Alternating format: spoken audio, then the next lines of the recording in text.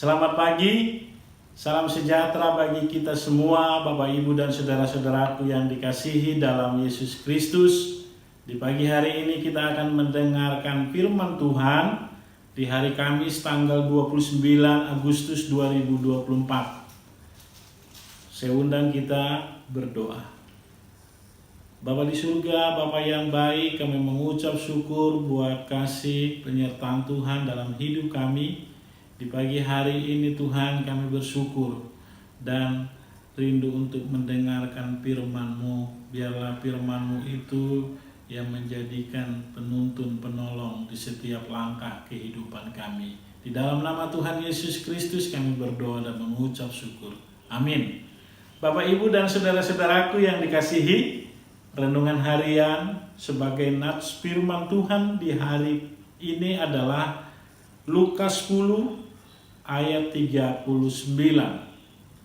Perempuan itu mempunyai seorang saudara yang bernama Maria. Maria itu duduk di dekat kaki Tuhan dan terus mendengarkan perkataannya. Sebagai topik renungan pada saat ini, bijak mengatur prioritas hidup. Tentu kita berbicara di dalam kehidupan kita ini senantiasa melakukan aktivitas kita, pekerjaan kita sehari-hari yang senantiasa kita lakukan sepanjang hari. Tentu kita merasa aktivitas itu sangat penting yang menentukan bahwa apa yang kita kerjakan di dalam hari ini berorientasi untuk keberhasilan dalam segi pekerjaan kita, usaha kita, bahkan segala prioritas apa yang kita butuhkan, apa yang kita lakukan di dalam kehidupan ini, tolak ukurnya dari sikap kita dalam bertindak dan berperilaku untuk mengerjakan pekerjaan kita sepanjang hari ini. Tentu di dalam kesibukan dan merasakan ada kecemasan, itulah yang dua ciri perilaku yang duniawi.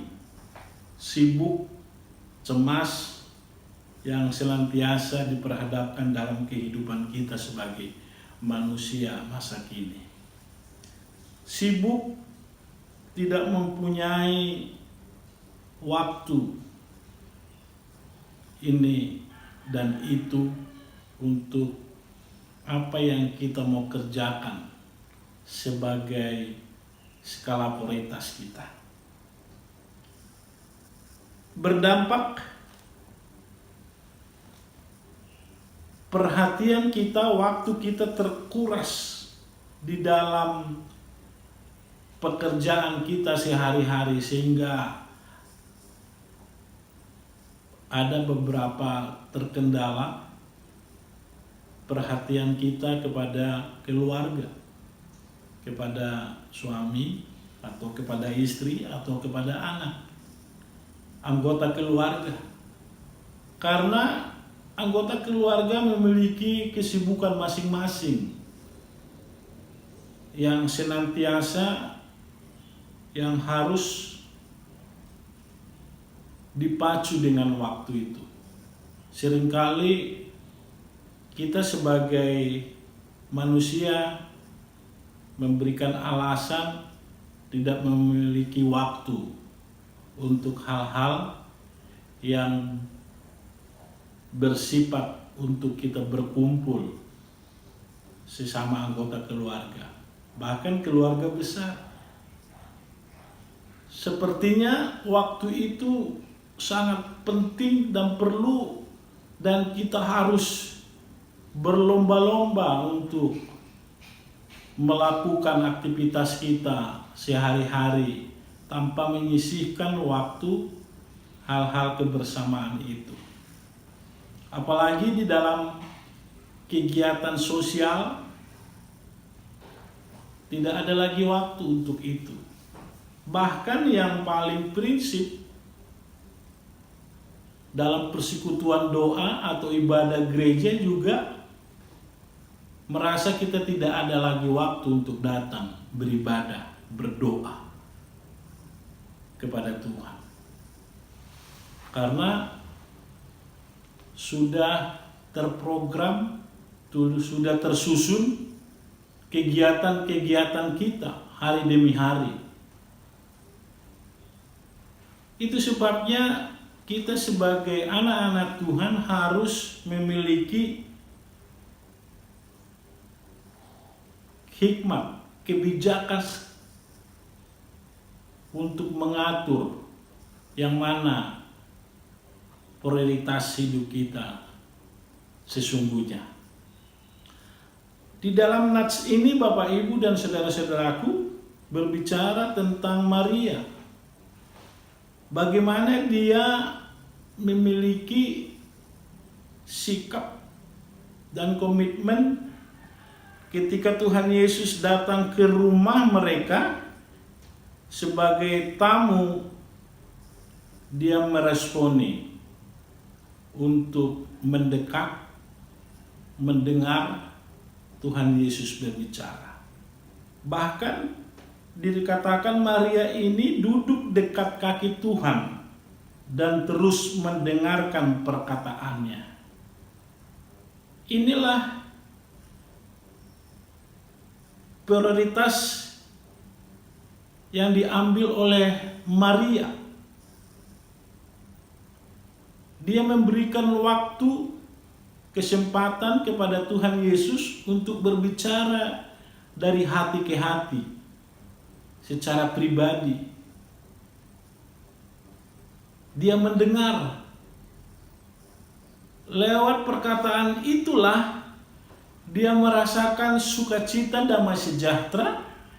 Bahkan apa yang Tuhan firmankan di dalam kehidupannya dia responi. Karena itulah bagian kerohanian spiritual yang harus ditanamkan di dalam hati sanubarinya, dalam loh hatinya. Itulah bagian yang penting dan terutama, bahwa firman Tuhan itu adalah sebagai pelita bagi kaki kita, terang bagi jalan kita. Firman Tuhan itulah yang menuntun, yang mengarahkan kita ke hal-hal yang lebih baik dan bijaksana. Tapi dari sudut pribadi saudaranya Marta, kalau kita lihat di ayat 40, Marta sibuk sekali melayani. Dia mengerjakan sesuatu hal-hal jasmani. Memang dia merasa Yesus adalah tamu terhormat. Dia menyiapkan segala makanan, minuman, konsumsi atau snack untuk menghormati Tuhan Yesus sebagai tamu. Bahkan di dalam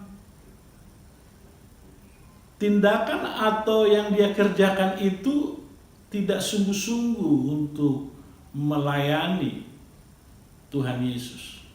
Bahkan dia komplain, protes.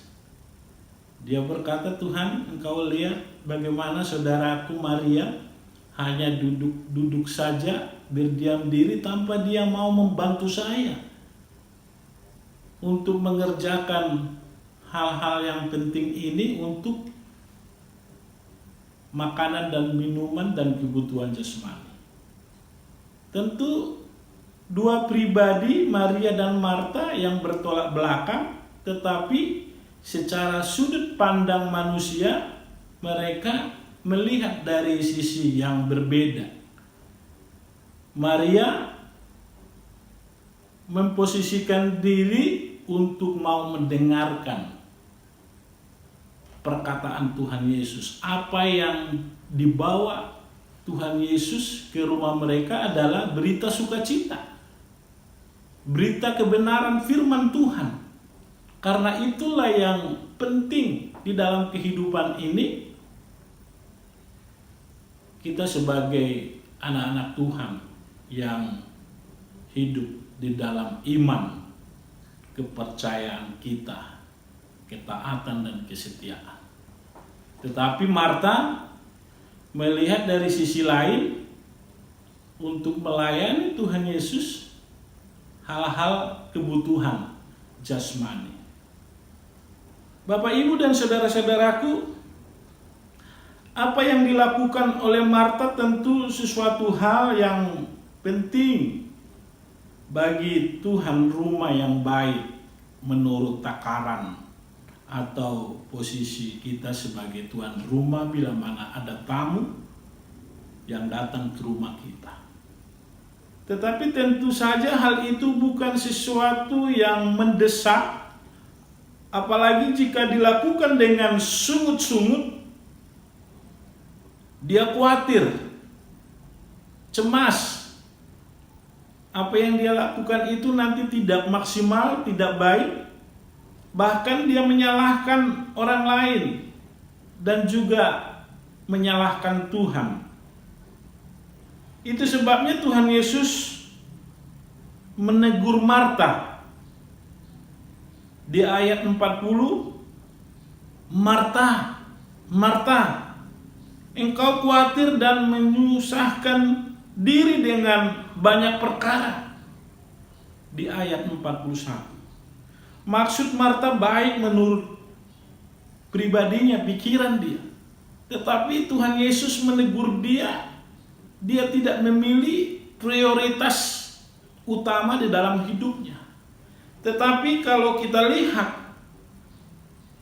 dari posisi kedatangan Tuhan Yesus ke rumah Maria dan Marta adalah Tuhan mau menyampaikan suatu berita sukacita supaya mereka mendengar suara Tuhan dan kehendak rencana dalam hidup mereka. Tuhan mau berbicara secara pribadi kepada Marta, kepada Maria.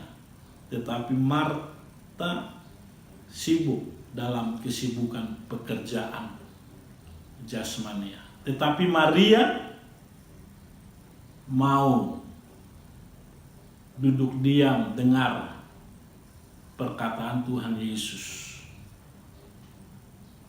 Bapak, Ibu, dan saudara-saudaraku, itu adalah pilihan. Tetapi firman ini mengingatkan kita supaya kita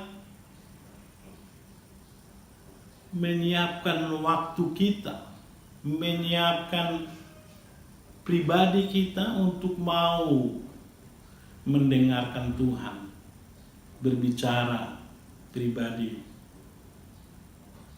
lepas pribadi. Ada hal-hal yang Tuhan mau sampaikan kepada hidup kita.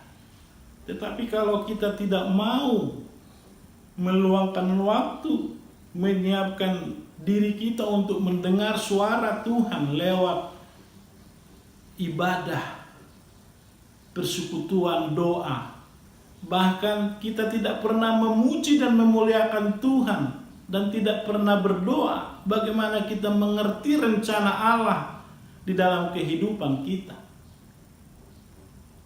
Kalau kita hanya sibuk dan sibuk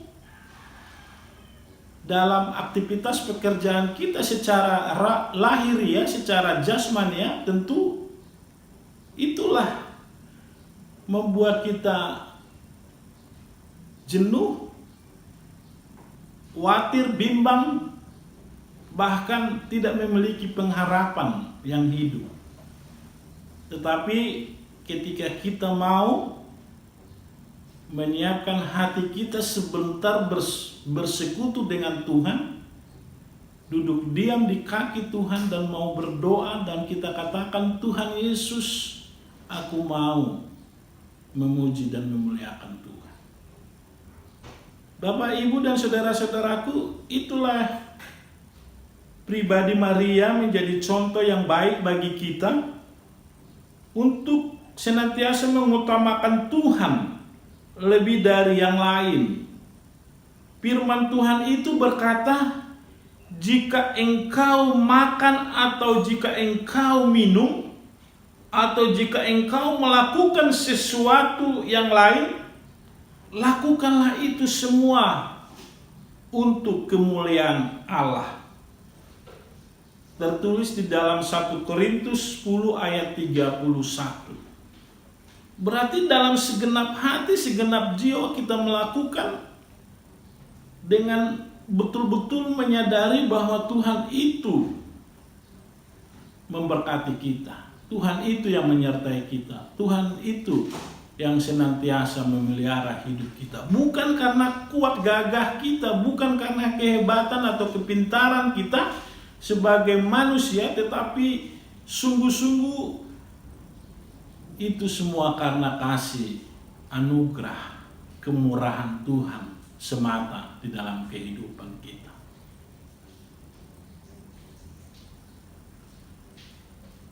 Dan yang berikutnya, Tuhan sebagai pusat pemujian, penyembahan kita. Tuhanlah sebagai prioritas utama dalam hidup kita, dalam segala hal, dalam segala aspek kehidupan kita. Kalau kita sudah memiliki persekutuan pribadi kepada Tuhan, yang memiliki kehidupan ini, tentu apapun yang kita alami, banyak permasalahan, banyak hal-hal yang kita tidak pahami dan tidak mengerti, tetapi Tuhan nyatakan itu di dalam hidup kita, sehingga kita memiliki dan beroleh hati yang bijaksana. Sama halnya Raja Salomo, dia tidak meminta kekayaan dan kehormatan, tetapi dia hanya minta kepada Tuhan supaya Tuhan memberikan hikmat, kebijaksanaan dalam hidupnya.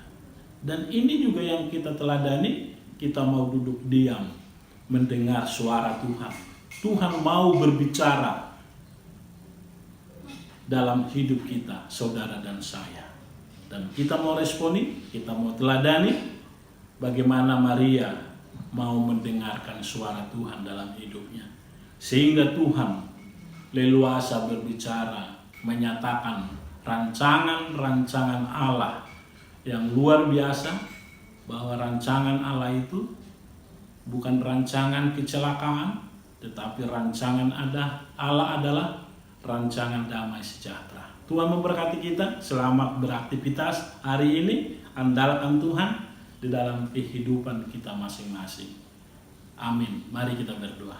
Terima kasih Tuhan Yesus yang baik. Kami mendengarkan firman-Mu, bagaimana Maria mau memberikan waktu pikirannya duduk diam di kaki Tuhan, supaya Tuhan berbicara pribadi lepas pribadi kepada hidupnya. Kami juga mau Tuhan meluangkan waktu, memprioritaskan Tuhan sebagai utama dan terutama dalam hidup kami, di dalam melakukan segala aktivitas pekerjaan kami sepanjang hari ini dan seterusnya.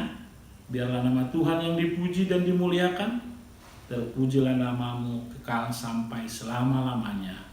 Kasih karunia dari Tuhan Yesus Kristus, cinta kasih dari Bapa di surga, persekutuan Roh Kudus menyertai kita hari ini sampai selama-lamanya. Amin. Salam sejahtera dan sukses selalu. Tuhan memberkati.